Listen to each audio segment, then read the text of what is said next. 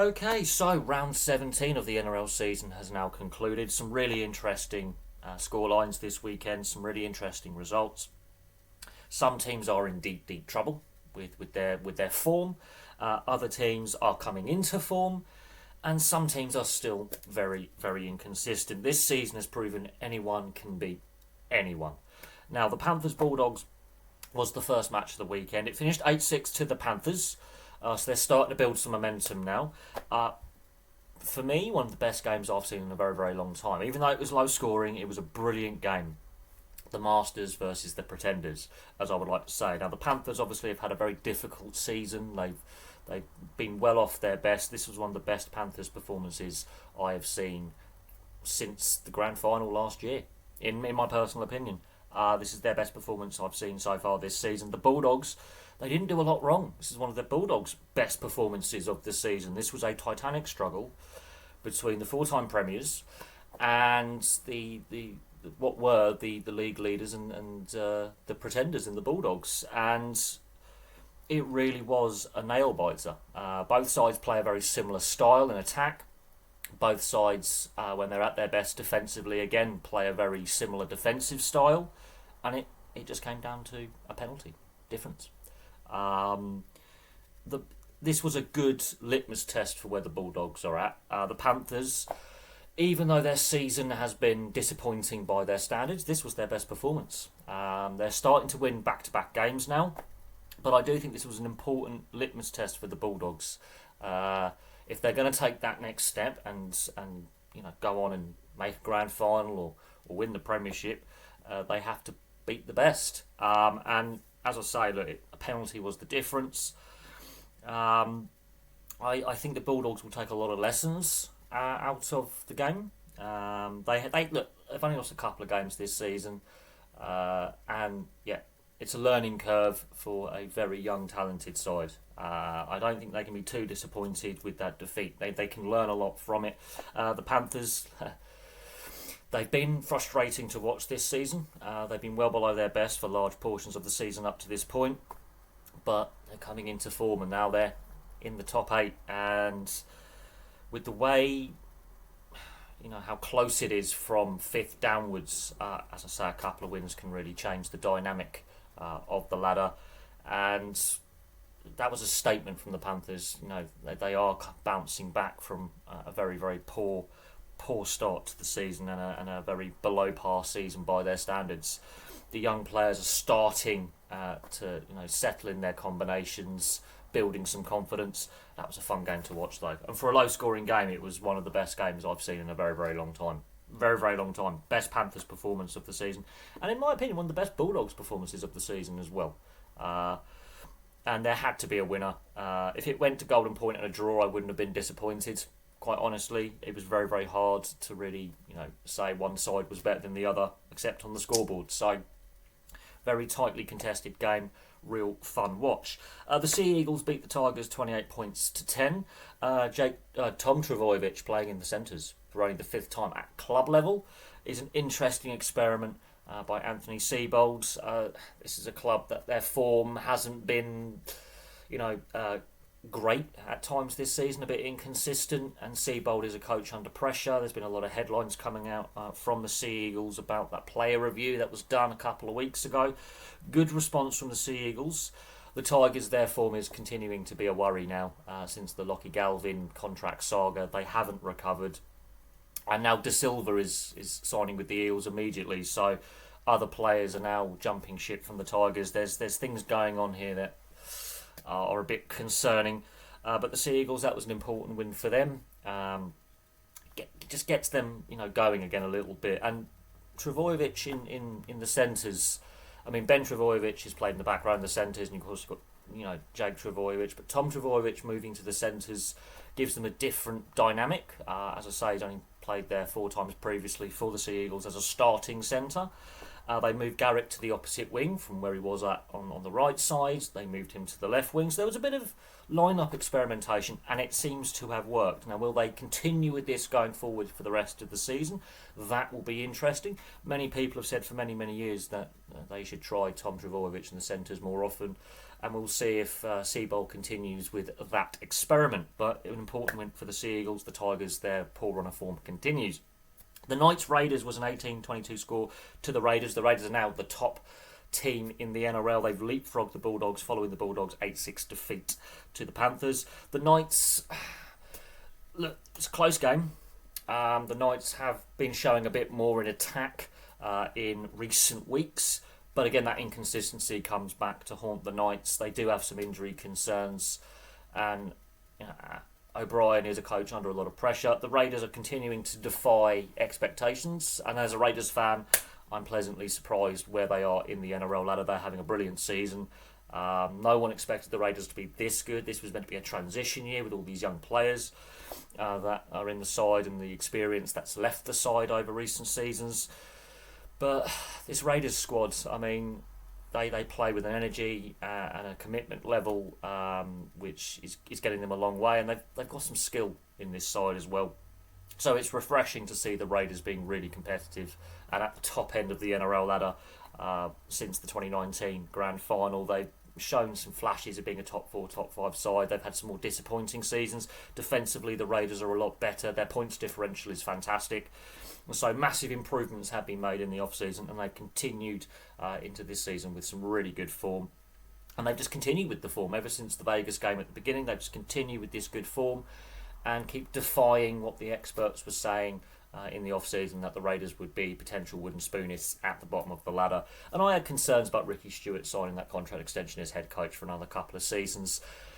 I'm glad to say those concerns were unfounded. I'm really happy with the Raiders there. Now, the Broncos Warriors, some injury news coming out of this. The Broncos win 26 points to 12, so they've continued their rebound from a disappointing patch in the season.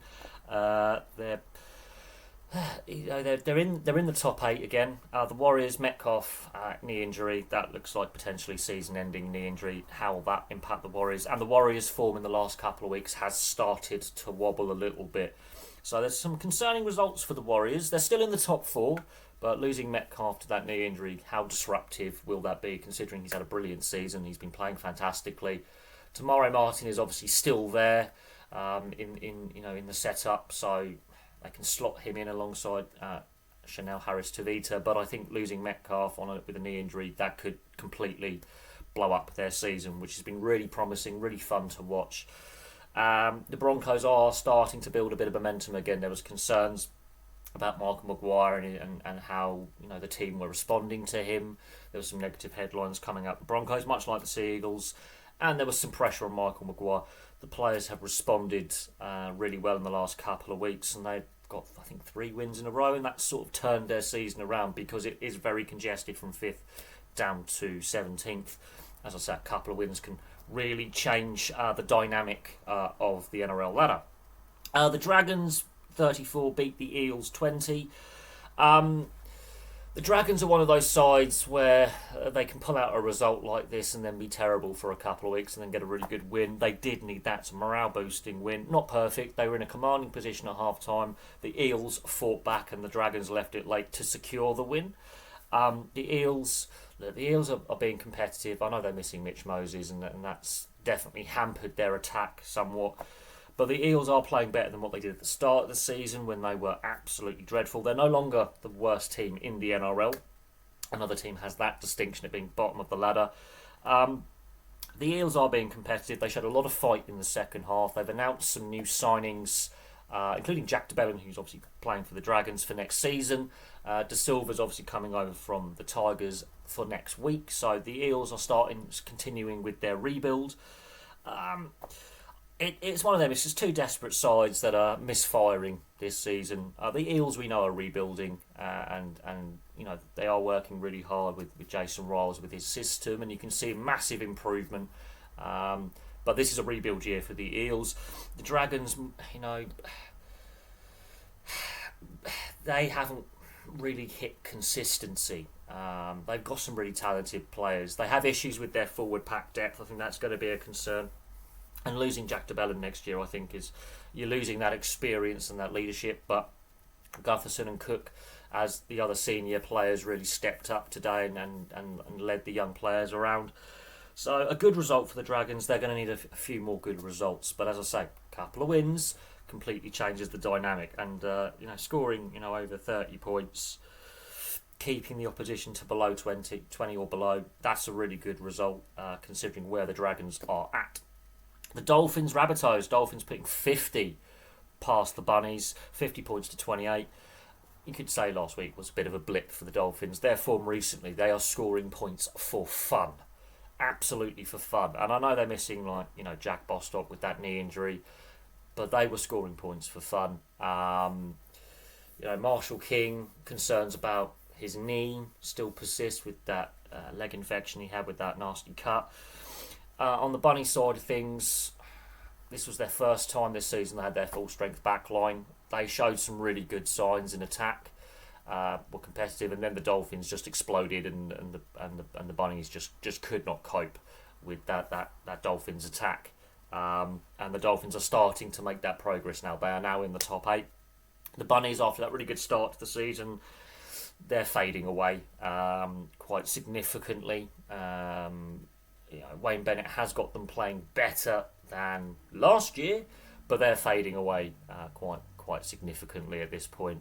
I don't think the Bunnies are going to make the top 8 with how things are going and how they're playing with just results. The Dolphins, though, they're finally taking that next step that we've been waiting for a while, and they are buying in.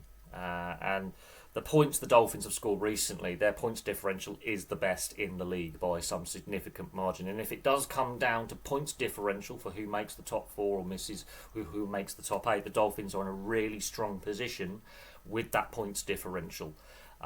So they're just scoring points for fun.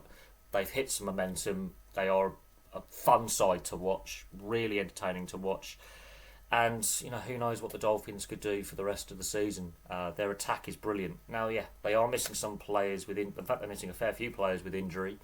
But players are stepping up. That next man mentality is working for the Dolphins. Players, when they come into the side, they step up. They've got a few stars in there, but they're not superstar studded like some other sides. But it doesn't matter. And Habiso and Hammer, he scores 4 tries. So Habiso to Fidel had a great game. Katoa in the halves, he's really he is a superstar in the making, and I can see him getting a nice hefty contract extension as well. The Storm Sharks, 30 points to 6, ill-tempered game, really concerning now for the Sharks. Their form has dropped away in the last month. The Storm, while they're winning games, they're very inconsistent. They've had a few awkward defeats in there. Craig Bellamy is never satisfied. There will still be room for improvement, but they are in the hunt in the top 4. But they have had some worrying performances even when they win. But the Sharks are really concerning me now. A lot was expected of the Sharks to, again, take that next step into the top 4, be a contender, be a challenger, and their form has just gone off a cliff. Now, Craig Fitzgibbon needs to figure out a way to turn things around, because while they're in the top 8, if this continues, they're going to drop out of the top 8. Now, yes, the Sharks do have injuries. They're not at full strength. That is obviously a problem, but it's getting worrying now with their form. They're one of these sides that are really on a losing streak and a bit of a skid. And with, as I say, from 5th to 17th, very congested. Couple of wins, couple of defeats really changes, the NRL ladder drastically. Look at the Panthers, for example. They're now in the top 8 with their performances. So, warning signs for the Sharks. Something's going on at Shark Park within that playing squad, and Craig Fitzgibbon needs to find answers to their poor form. Does it mean lineup changes, adjustments? Does it mean moving players out into different positions, into different combinations, or promoting, some of the New South Wales Cup players to give them a run, just to give something? Something needs to happen there. The Titans-Cowboys was actually a really fun game to watch. It's finished 30 points to the Cowboys, 24 points to the Titans in dreadful conditions on the Gold Coast, biblical rain, bad weather, two desperate sides that are in, well, desperation mode. The Cowboys have slipped out of the top 8. They are on this, their form has been terrible, 1 win in 7. But they've ended the slide a little bit with a scrappy but entertaining win over the Titans, who are now rock bottom of the NRL. Very close game. It went down to the wire. It went down to the final couple of sets. The Cowboys go out to a good lead. The Titans look like they're all over the place. Titans fight back. It was a very open game in very challenging conditions. Todd Payton, not the perfect Cowboys performance by any means. But again, Todd Payton's done a bit of experimentation with his lineup. Purdy's gone to left centre, Labert to right centre. That seems to have worked better. Clifford's back in the half. So again, Todd Payton, much like Anthony Seibold, doing some lineup changes, moving some players around, changing some combinations. That seemed to have worked for the Cowboys a little bit because they get a win. Let's see if they continue with this backline experimentation with the two centres, with Purdue and Labert, because they're both young, talented players. They're very good ball handlers. They're very skillful, but they are on the smaller side when it comes to NRL centres. So that's an interesting experiment. Purdue's obviously a halfback or 5'8" by trade, so to speak. But it seems to work better with him in the centres. And when you've got Labert as the other left centre, moving him to the right also seems to have worked a little bit. So that'll be an interesting one. The Titans, on the other hand, they still can score points. Defensively, they're a shambles. And I think time is running out for Des Hasler on the Gold Coast to be the head coach, quite honestly. They're still losing games. They are rock bottom of the NRL. And yeah, it's a head scratcher. They've got a lot of talent there. There is no doubt on that. They are a very talented side with some very skillful players. But it's just not working. And I don't know where the Titans go from here. Defensively, they are one of the worst teams in the league. The attack is not a problem. If you score 24 points, you should expect to win, generally.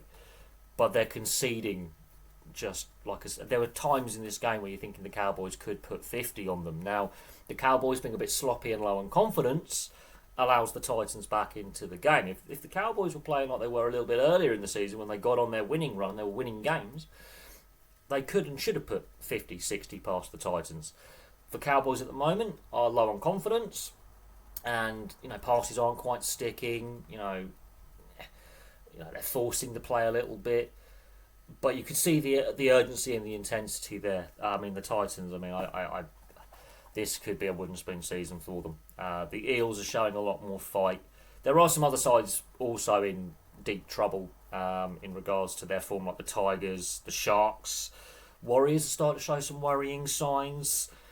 The Knights are inconsistent. So there's teams just above them who are really struggling and nosediving. But if the Titans can't tighten up that defence, that points differential is going to blow out, and that's going to be a massive problem for them. But there we go. The Roosters had to bye this weekend, and of course, they've had a very disrupted origin period. The Roosters, they haven't had a good run through this period of consecutive games, which may help the Roosters a little bit. It's a free 2 points. So there we go. There's round 17 in the books. Obviously, next week the NRLW starts, and I will be doing a video on the NRLW and has it been a success or not in regards to player development, crowd numbers, TV viewership. At some point next week before the start of the NRLW season, which I'm really looking forward to, by the way, with two new sides with the Warriors re-entering and the Bulldogs having their inaugural season.